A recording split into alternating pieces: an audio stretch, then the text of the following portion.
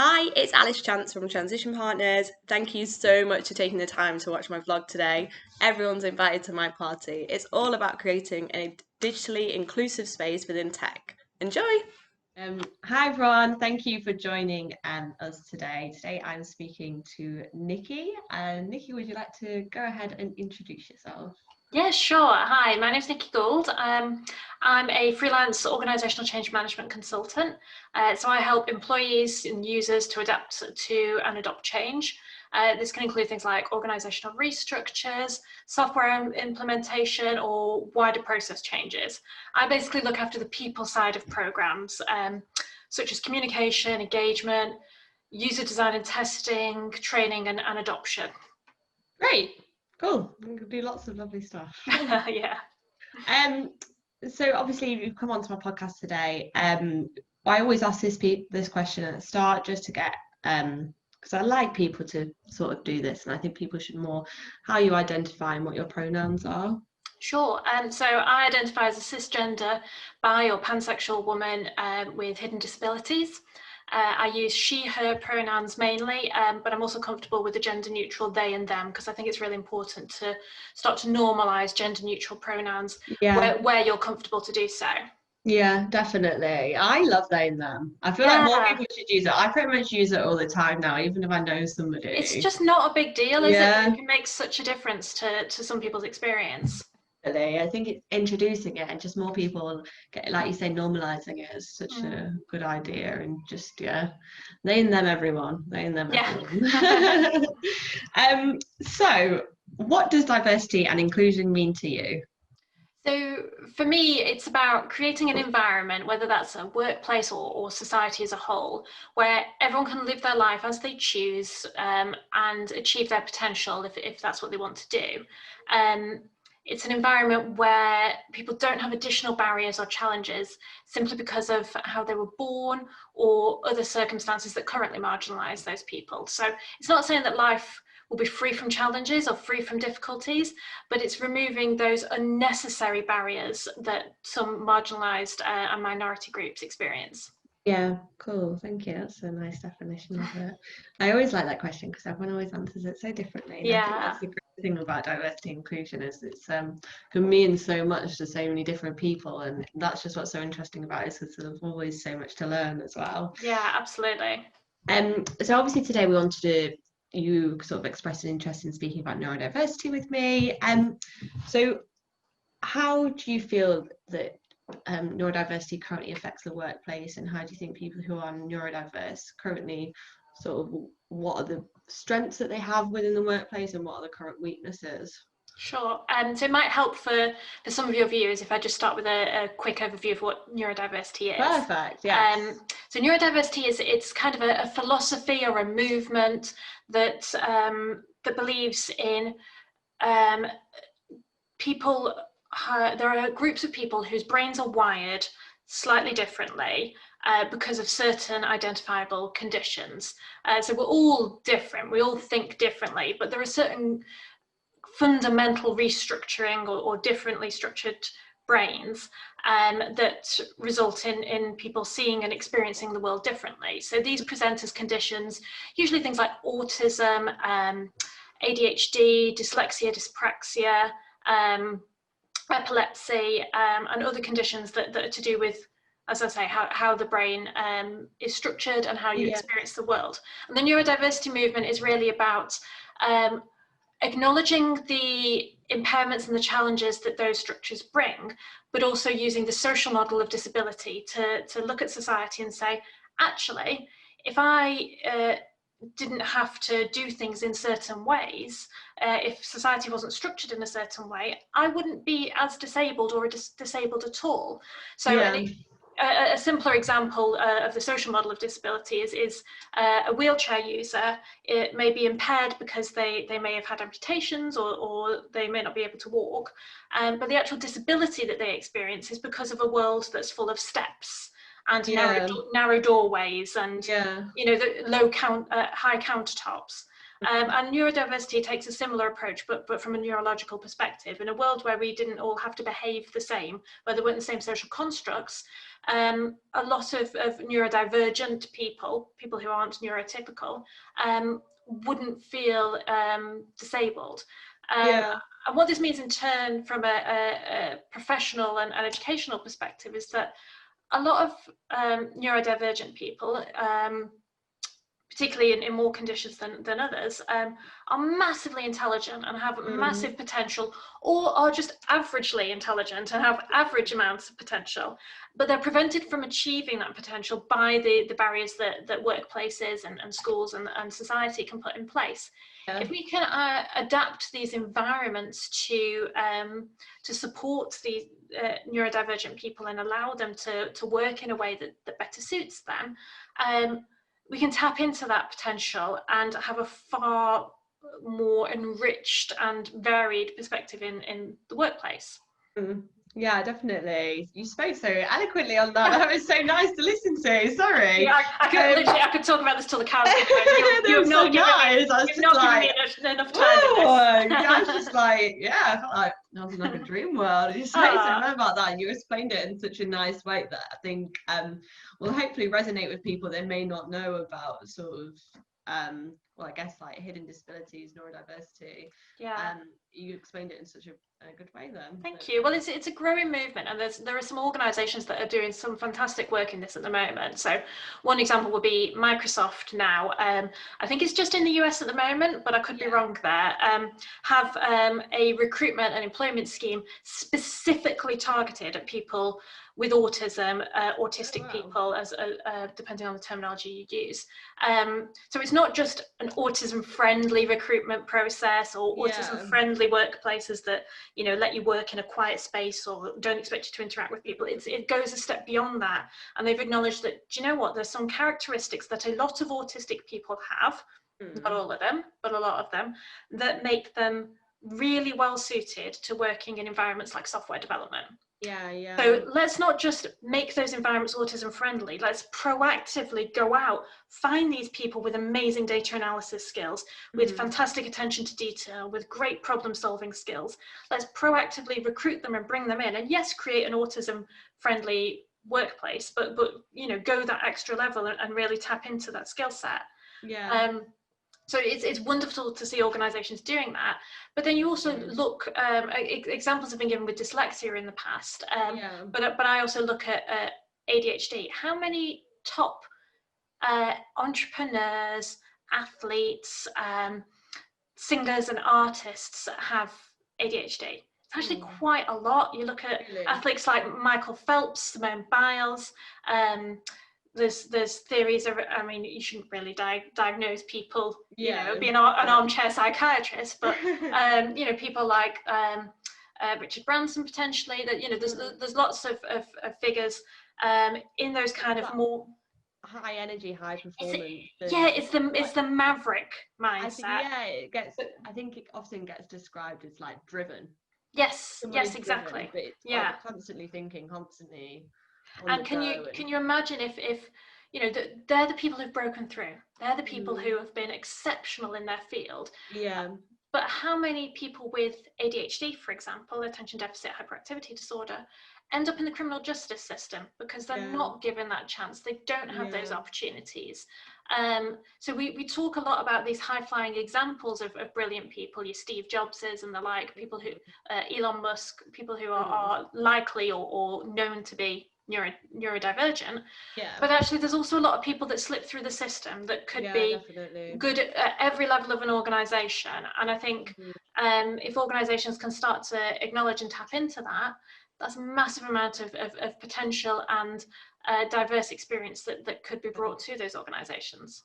Do you think that's something then that'll have to start from like schooling? So do you think there needs to be more attention of this within the schools, the school system? Because I know like lots of children, my nephew's autistic, but I think you would confuse it almost as ADHD, because his type of autism is he doesn't like being told what to do. He like rejects it.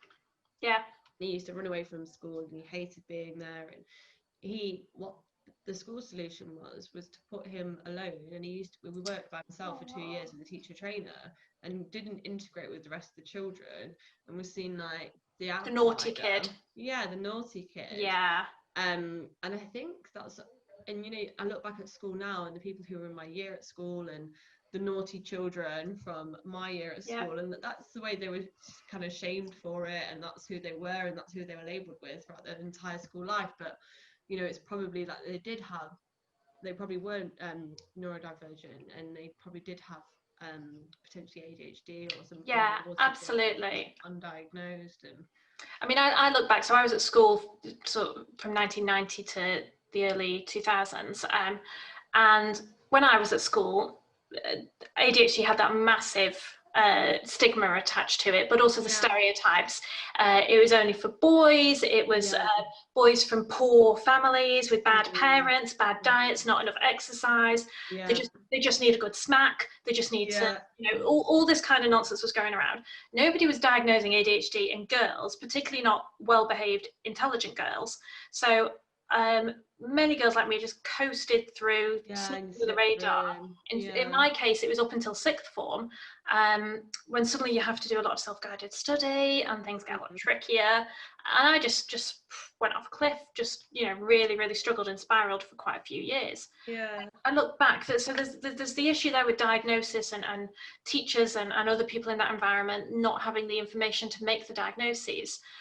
But there's also the wider question, and this isn't just a neurodiversity thing. I think this is a social and economic question, and plays particularly well to your technology perspective about the whole education system is built for a different era. The way we teach kids, the things that we teach them are built for early 20th century, if that. You know, we don't teach kids to be innovative. We don't teach them to be curious. We don't teach them to do things differently. We want them all to be the same, to sit at their desk, exactly, to listen to their lessons, to complete their exams.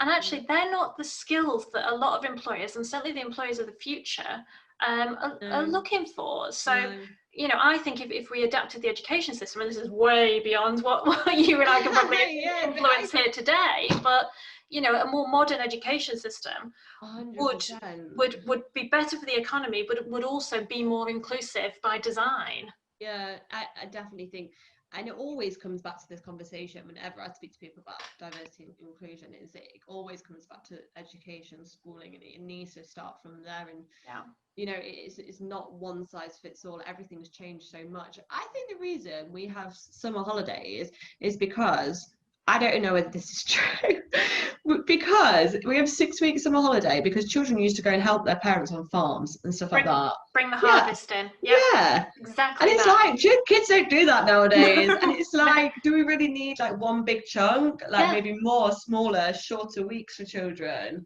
Absolutely. Like that, like 4-day working week is proven, and puts the children like the workers put more work in, and I think most teams perform better when they're on a 4-day working week. Oh God, if children could do that. Well, the summer holidays are a particular struggle for a lot of children with autism, because of that massive routine change. So if instead of having, you know, however many weeks on it is, 1 week off, then 2 weeks off, then 1 week, you know, and so on, and then this massive chunk for bringing the harvest in the summer.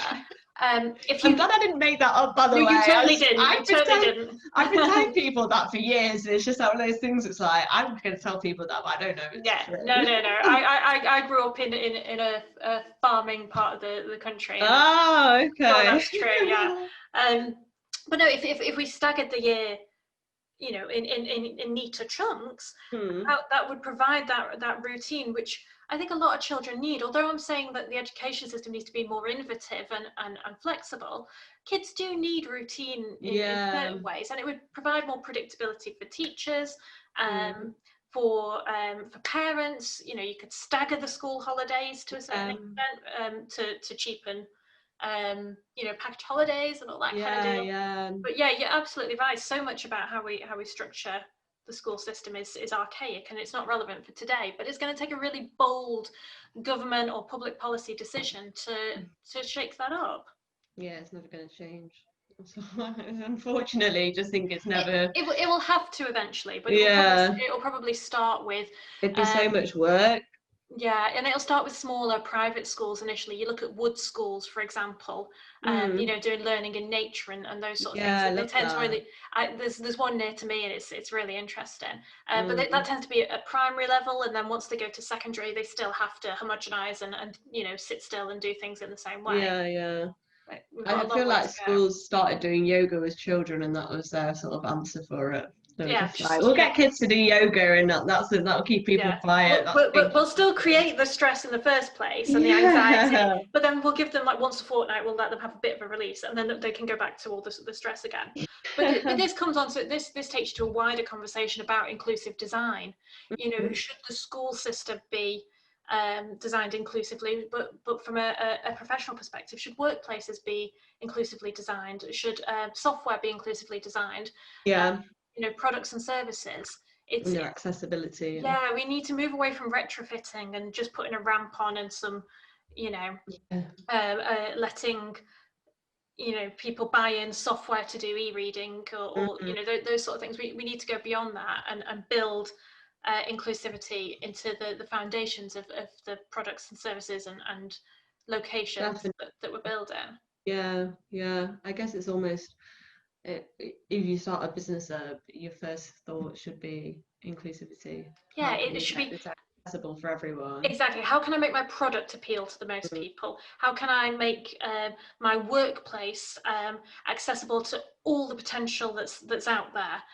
If you don't do that, you're immediately shutting down the field that you've got to choose from. Yeah, you're limiting yourself, and I think that's the thing, is there's so many limitations in not being inclusive. There's so much more you can do, and even in a horrible way, but from a business point of view, if you include more people, there's more people buying your products and stuff like that. So even think like, why don't you people even think like that? I don't Yeah, and there's a difference, isn't there, between targeting your products and services at particular people, and the difference between targeting it and, say, closing it off unnecessarily. That doesn't mean, you know, you should still produce marketing that is aimed at the person that you think will buy your product, but that's if you're looking at targeting within a field this size, then the amount of customers you're going to get is going to be this big. If you're looking at targeting within a field this size, then the amount of customers you get, you know, it's going to get still bigger. tapping into potential. And of course, we've got the intersectionality element here as well. So, you know, if you think my product is targeted at women, but then you design it for white, middle class, cisgender, able-bodied women, and do something in the way that you market or design it that excludes other women, you're missing out on, you know, a massive proportion of the female population. Whereas if you go, my product is for all women, okay, well, what do all women look like? What are all women's experiences? Wow, that's massive, you know. Some women have disabilities, some women are white, some women are black, some women are Asian, some women don't speak English as a first language. You can't just look at diversity in silos. You've got to look at the way in which it overlaps and intersects in all these different ways. Yeah, definitely. So I feel like we've kind of gone over this, but do you think there's anything that businesses can do just straight off the bat to diversify their workforce and to improve sort of inclusion for neurodiverse people? So the very first thing you can do is ask questions and listen. Yeah. And if you don't have, talking from a neurodivergent perspective, if you don't have neurodivergent people in your workforce, well, that's already an issue. Yeah. You need the data in the first place, and then once you can look at that data and see what you've got there within your business, that immediately throws up some questions. So then you need to go externally and try and seek out that information from organisations that know what they're talking about. But then if you do have that population within your workforce, here's where you've got to get the balance right. Ask them for their input, ask them for their views, but don't put the burden of emotional labour onto them. If you've got 100 members of staff and 4 of them are black, don't ask them to do all the work on articulating the black experience of an entire ethnic group. You know, it's allow them to invite them to be as involved as they want to be, but if you're asking them to do that, free up time from their day job. Yeah, exactly. Give them the recognition for that emotional labour, because Mhm. otherwise, if you didn't have those that handful Give of them a black pay people, rise. give them a pay rise, give them a bonus, Yeah. thank you. Because if they weren't there giving you that free emotional labour, you'd have to hire in a consultant to do it. Yeah, I And don't think people understand how taxing it is as well. it really is. Especially like for Black people recently, and all the events that have been happening in America, it's incredibly like draining every day having to wake up and see that another Black person's been murdered. Oh, And then you coming into work and your white team members are speaking to you about it and asking for your opinion on it, or you can't get away from it. or saying all lives matter. I don't see what the fuss is about. So then you feel attacked and you feel you've got to defend it. It must be shattering. Yeah. And it's different for me that, you know, part of my work that I do is diversity and inclusion consulting. So I'm happy to take on some of that emotional labour. Yeah. But at the same time, even I'm only going to do it for free for so far, because it is valuable to businesses. So if you're asking your own internal people to do it, which you should do, you should seek their opinions and experiences, give them the recognition that they deserve for doing that and providing that input, and give them the space and the capacity to do so. Don't expect it to be extracurricular, because this isn't a fun nice to have. This isn't about setting up a five-a-side team after work. This is about making your organisation legally compliant and commercially viable by diversifying your workforce, your processes, your experiences, the products and services that you offer. It makes business sense. So give credit where credit is due and acknowledge the effort that goes into that. Definitely. So I know you mentioned earlier sort of about asking questions to people. What questions do you get asked a lot that you would just like to say the answers to? Do you know what I mean? The questions that people always ask you. So I mean, I think I'm quite an open book, and most of my colleagues that I've most of my colleagues anyway. and for me that's definitely an ADHD thing that I've had to be mindful of at times. But also, do you know what? It's a good thing about me. You know, people can approach me and you know, I'm not afraid to give an answer. Yeah, me too. I'll always give an honest answer, and some people well, don't ask for it then. No, exactly. No, and so I think that through the course of my non-diversity and inclusion work, my regular work, I've been able to sort of be that person that people can come to and say, well, I've seen this in the news, or this is going on, explain it to me, what does it mean? A lot of the questions that come up are about, so for example, my choice of pronouns, the they, them pronouns. So I've explained to people that, you know, although I don't personally identify as non-binary, and it's often non-binary people that use they, them pronouns, or genderqueer people, my choice to add that to my preferred pronouns, as I mentioned at the start of our chat, was a decision to normalise it, because I'm perfectly comfortable with being called those pronouns. And that was a decision I made on the back of interactions with trans and non-binary communities and forums, essentially, that I'm a member of. But I wouldn't want to speak for a trans or non-binary experience. So I try to present that explanation from an ally perspective. Other questions that people ask me tend to be about my other disability, which I haven't touched on, which is fibromyalgia. So fibromyalgia is a neurological rather than neurodevelopmental disorder that's a bit like a cross between chronic fatigue syndrome and arthritis. So basically, at times I just get really tired and really achy, and I don't mean you've had a tough week or you've been to the gym tired and achy. I mean really tired and really achy. And it comes in peaks and troughs, and they don't really know what causes it, but it's often linked to like chronic fatigue or ME. It's often triggered by a period of ill health or trauma or that sort of thing. And so I do a lot of work in London, and I wear one of the TfL badges that says, please offer me a seat. It doesn't say baby on board, which is the one for people that are pregnant, but it looks very similar. And so obviously the people look at it and they give a slightly confused look, like, I didn't know she was pregnant. maybe it's for something that I'm not sure what it means. Maybe Anyway. she just wants my seat and she's made this badge herself. Yeah, well, exactly. So one person did manage to work up the courage to ask me if it works. You know, they pointed at my badge when we were in the lift and said, do many people give up their seat to you? And I said, actually, yeah, you know, despite what you often hear about Londoners, Yeah. you know, I've actually... They're not all bad. They're not all bad. I've actually... Some of them are from up north though, and they've moved to London. Exactly. So it's probably those people. Most of them aren't really Northerners. Yeah. But actually, I've found more people offering their seat for me on the tube than I have on the Manchester Metrolink. Oh, really? Yeah, and I have a Metrolink badge as well. But then on a team night out in London a couple of months ago, in fact, I think it might have been the Christmas do, I'm then knocking back the Prosecco, and we're all a little bit worse for wear. And then one of the directors on the programme I was working on says, I thought you were pregnant. And I'm like, whoa, I mean, I've had a big Christmas dinner, but...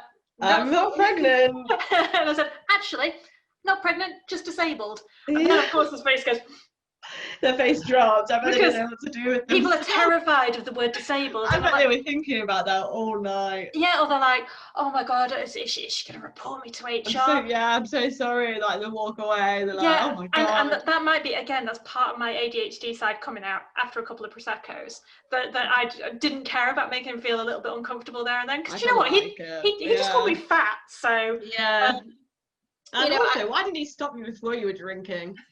Yeah, clearly he'd had too much to drink and said what he was thinking. So then I laughed and said, no, don't worry, let me explain it to you.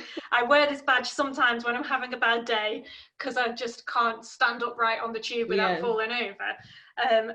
But obviously that had been something that, and it was the same guy that had seen me in the lift and had asked if people gave up my seat. So he'd obviously seen the badge a few times and been curious about it. Yeah. But people don't know how to ask about disabilities. No, they don't. It's a very tricky one. Yeah, I think for a long time people were told, and it's like the kind of like don't stare sort of like when you have a physical disability, and there's that don't stare mentality of almost don't stare, don't ask. Yeah, absolutely. But when you're working with people, it's different, and I think it's about, like with any personal question, it's about context. So if you've built up the relationship with someone, if you're on friendly-ish terms, it's different than just, you know, meeting someone in the first time saying, why are you in a wheelchair? Yeah. You know, think of it like that. And again, as I said, I'm an open book. I'm doing this vlog with you now, so you know, it's maybe different for me. But if people disclose or you become aware that somebody has a hidden disability in particular, you can ask them about it. Yeah. But you ask them, like with any difference, you ask them politely and from a place of curiosity. Yeah. So just saying something along the lines, I heard you mention you had fibromyalgia, and rather than saying, you know, what is it? You just say, how does that affect you? Yeah. Is there anything I can do as a colleague to support you? Is there anything I should know to look out for to help you with? And coming from a position of support like that is very different than just, you know, why do you always get to use the same desk and we've all got a hot desk? You know, you can see the tone and the intention behind those questions are very different, even if the curiosity is the same. Yeah, it's just how you word it and your approach to those questions. Absolutely. I definitely think you're right, it's all about approach. Yeah, and if somebody clearly doesn't want to talk about it, or if they say, I'd rather not get into it, drop it. Yeah, exactly. And I think most of the time people are happy to talk about it. From my experience anyway, and people would rather you ask them than just assume or whisper about it behind people's backs or anything like that. I think you know, it's always good to ask if you can, if you feel comfortable to do so. But yeah, well, I think that's everything for today. Excellent. Yeah, we've had such a good chat. Thank you so much for joining me. Thanks for inviting me. No, that's okay. I think definitely there's going to be lots of people that can learn a lot from this, and hopefully we can get some more neurodiverse inclusive spaces. We actually run a number of we do a neurodiversity event, so I'll probably get you involved with that. Absolutely, yeah. All right, feel free to get in touch, and any of your viewers can reach out if they want to know more. Yeah, I'll make sure I tag you and everything. Thank you so much, Niki. Thanks very much. Take care. Bye.